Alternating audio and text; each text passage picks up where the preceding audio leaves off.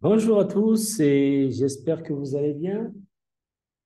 Nous allons poursuivre notre programme sur les suites numériques. Aujourd'hui, nous allons faire un petit TD. Nous allons résoudre un exercice sur les suites adjacentes, peut-être deux, pourquoi pas, pour faciliter la compréhension de ce que nous avons déjà fait avant de poursuivre avec la théorie. Alors, l'exercice que nous allons faire se trouve dans le livre que j'avais présenté dernièrement, le livre de Stéphane Balak. Je vais partager mon écran pour vous montrer l'exercice.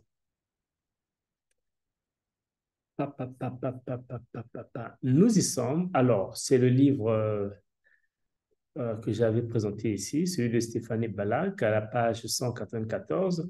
Voici ce que nous dit l'exercice. Donc, l'exercice nous parle de deux réels AB qui sont tels que 0 inférieur à A inférieur à B. Je vais d'abord noter ce qui est là. Donc, nous avons 0 inférieur à A inférieur à B. Ensuite, on nous parle de deux suites UN et VN qui sont telles que U0, voilà, U0 est égal à A, B0 est égal à B. Ensuite, UN plus 1 est égal à la racine carrée de UN fois VN et VN plus 1 est égal à UN plus VN sur 2.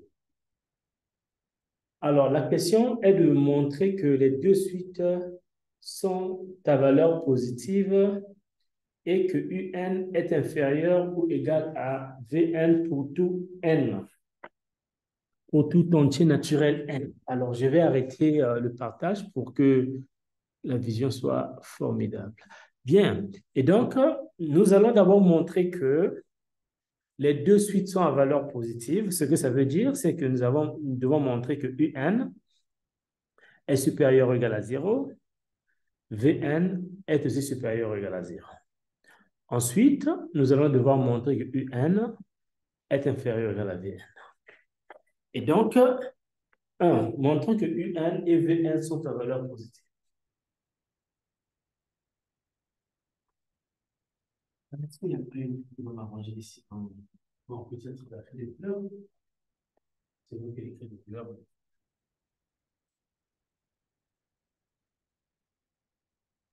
Montrons que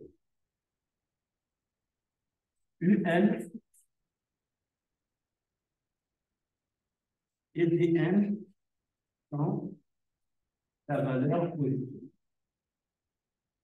Alors, ce que nous devons montrer, c'est que nous devons montrer que pour tout n, Un est supérieur ou égal à 0, Vn aussi est supérieur ou égal à 0. Donc, on va créer. C'est ce que nous devons montrer.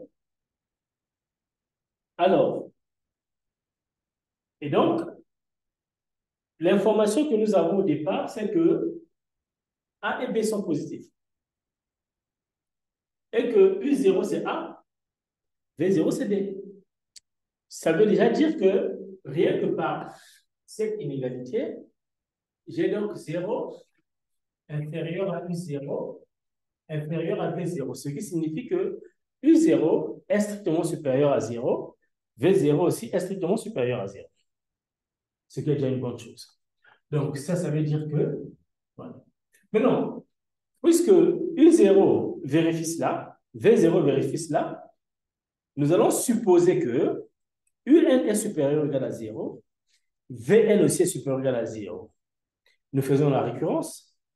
La récurrence consiste à donc, vérifier que votre proposition marche pour un n donné, supposer que ça marche au rang n et montrer que ça marche aussi au rang n plus 1. Donc, ce que nous allons faire, supposons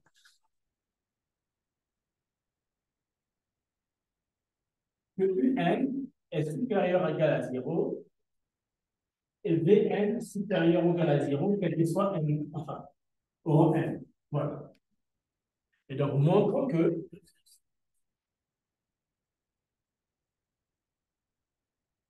UN plus 1 est supérieur ou égal à 0.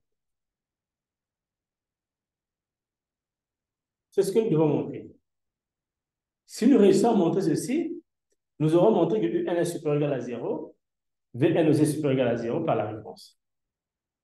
Et donc, ce que nous faisons, c'est que UN plus 1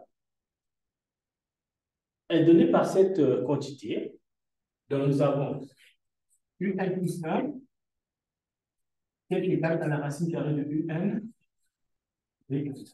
Mais puisque par hypothèse de récurrence, UN est supérieur ou égal à 0, Vn aussi est supérieur ou égal à 0, ça veut dire que le produit UN fois Vn sera supérieur ou égal à 0 parce que le produit de deux nombres positifs est positif.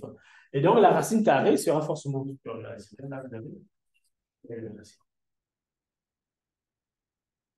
OK? Parce que les deux sont positifs. Donc, alors, nous prenons Vn plus 1 qui est égal à UN plus Vn sur 2. UN étant supérieur ou égal à 0 par hypothèse, Vn supérieur ou égal à 0, cette quantité c'est supérieur ou égal à 0. Voilà, donc ça saute à l'œil. On vient de montrer que nous, UN est supérieur ou égal à 0, Vn aussi supérieur ou égal à 0, quel que soit le n. Voilà. Donc, c'est par récurrence que nous avons montré. Maintenant, ce que nous allons faire, il nous reste maintenant montrer que UN est inférieur ou égal à Vn. C'est ce qu'on dit. La deuxième partie de la question nous dit qu'il faut montrer que UN est inférieur ou égal à Vn, quel que soit n.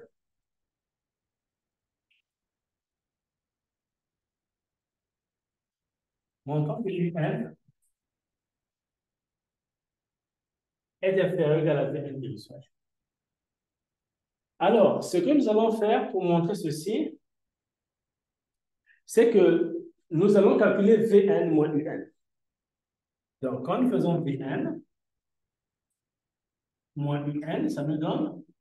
Alors, Vn plus 1, c'est cette quantité-là. Ça veut dire que Vn va être UN moins 1 plus Vn moins 1 sur 2. Donc, Vn moins UN sera UN moins 1 plus Vn moins 1 sur 2 moins UN. Moins UN. Mais UN, c'est quoi? UN, c'est UN plus 1, c'est la racine carrée de UN fois Vn, ce qui signifie que UN va être la racine carrée de UN moins 1 fois Vn moins 1.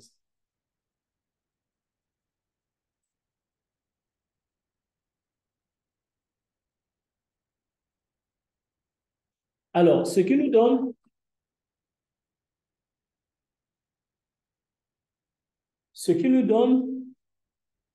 Vn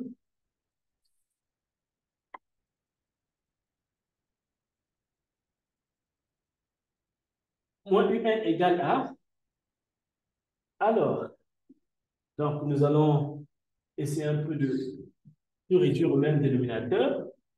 Nous avons donc UN moins 1 plus Vn moins 1 moins 2 fois la racine carrée, si vous voulez, de UN moins 1 racine carrée de Vn moins 1. Mais en fait, cette quantité-là, vous savez, UN moins 1 est égal à la racine carrée de UN moins 1 de tout carré. Lui aussi, c'est la racine carrée de Vn moins 1 tout au carré. Ce qui signifie qu'ici, nous avons une identité remarquable. Donc, ça nous donne Vn moins Un égale à, sur 2, nous prenons la racine carrée de Un moins 1 moins la racine carrée de Vn moins 1 de tout au carré. Mais le carré étant positif, ce qui signifie que Vn est supérieur ou égal à Un. Voilà. Fin de la première question. Nous venons donc de montrer que UN et Vn sont à terme positif et que UN fois Vn, enfin, UN est inférieur ou égal à VN qui que soit. Bien, que nous dit la deuxième question? Nous allons partager à nouveau l'écran pour voir la deuxième question.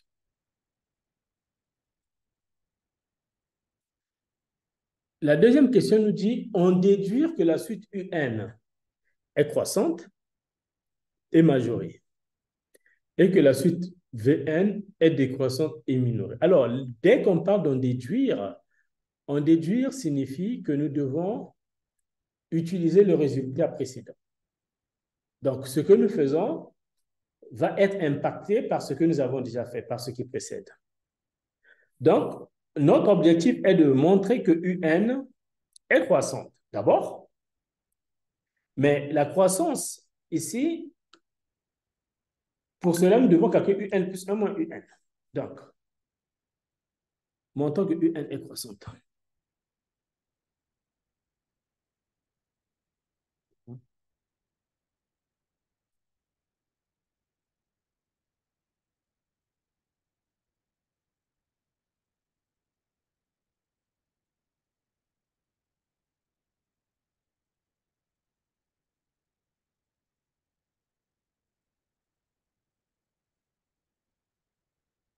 Alors,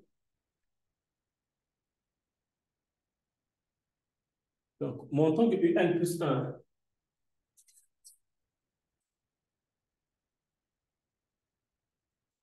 montrons que UN est croissant. Donc, nous allons calculer UN plus 1 moins UN. UN plus 1 moins UN nous donne quoi? Alors, UN plus 1 est là. Donc, nous avons, attendez, nous allons bien, comme ça peut-être c'est mieux. Nous allons donc avoir la racine carrée de UNVN moins UN. Mais le UN qui est là n'est rien d'autre que la racine carrée de UN le tout au carré. Donc, en fait, je peux faire ça. Voilà la racine carrée de UN. C'est la même chose. Et donc, en fait, ceci me permet de mettre la racine carrée de UN au facteur.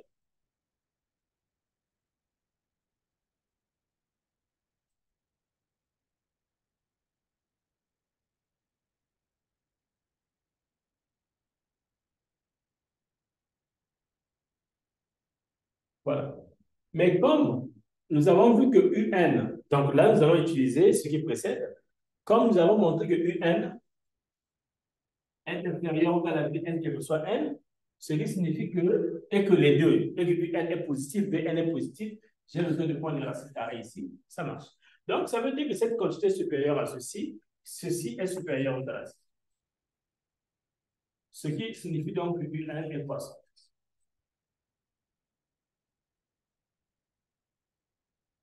Bien, alors, montrons que Vn est décroissant. Montrons que Vn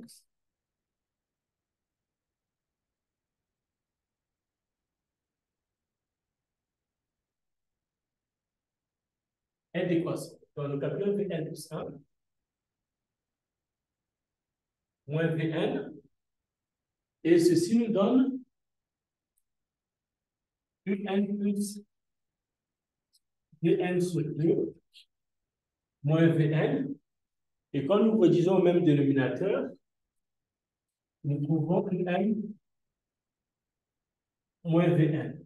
Mais comme Un est inférieur ou égal à Vn par rapport à la première question, ça veut dire que cette quantité est inférieure ou égal à ça. Ce qui signifie que Vn est décroissante. Maintenant, on nous a dit de montrer que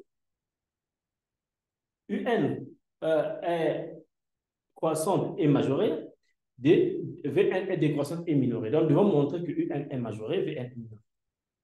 Mais comme UN étant croissante, UN croissante signifie que UN est supérieur ou égal à U0. Donc, U0 est inférieur ou égal à UN, quel que soit. Vn Décroissante signifie que V0 est supérieur ou égal à Vn. Ça veut dire que Vn, ça veut dire que Vn inférieur ou égal à V0. Mais comme par la première question, nous avons montré que Un est inférieur ou égal à Vn, quel que soit n, ça veut dire qu'ici, par la première question, nous avons Un inférieur ou égal à Vn, et que notre Vn est inférieur ou égal à 0, c'est 0, et que notre Vn est 0. Alors, ceci peut être décomposé en deux. Nous remarquons tout simplement que quelque chose, le n, notre Vn est inférieur ou égal à V0, et que notre Vn est, notre Vn ici est inférieur ou égal à U0. Est supérieur ou égal à U0.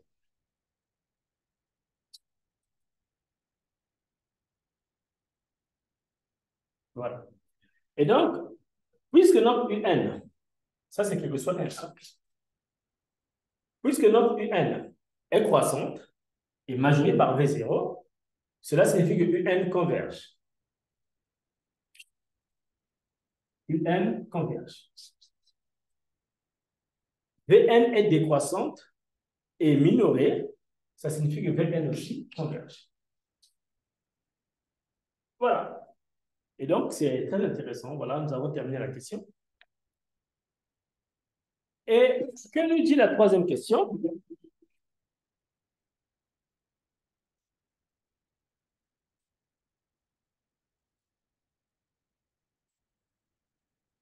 Voilà, en fait, j'ai même conclu. En fait, la conclusion ne nous a pas été demandée, mais ici, la question 3 nous dit montrer que les suites UN et VN sont adjacentes. Mais déjà, il faut retenir que deux suites sont adjacentes. Si l'une est croissante, l'autre est décroissante. Et dans notre cas ici, notre UN est déjà croissante, VN est décroissante, et que la limite de la différence doit être égale à 0. En fait, les deux doivent converger vers la même limite.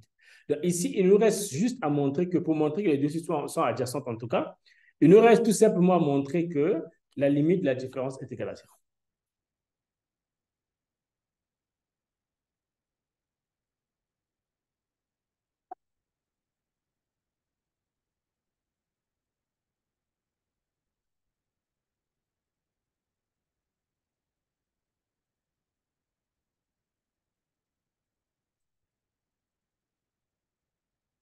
Montrons que UN et VN sont adjacentes. Alors, ce qui signifie quoi? Puisque UN est croissante, VN est décroissante, il nous reste à montrer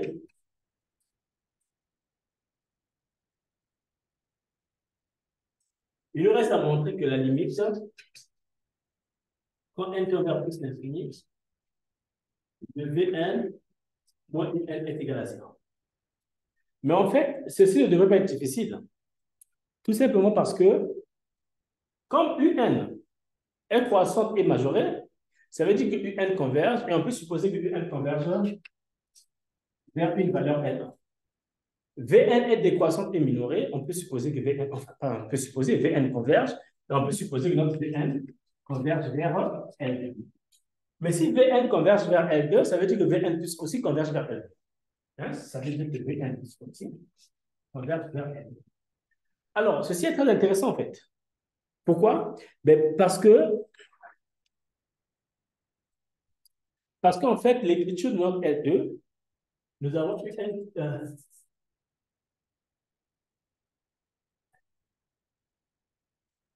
ça c'est notre Vn plus 1. Et donc, ça veut dire que la limite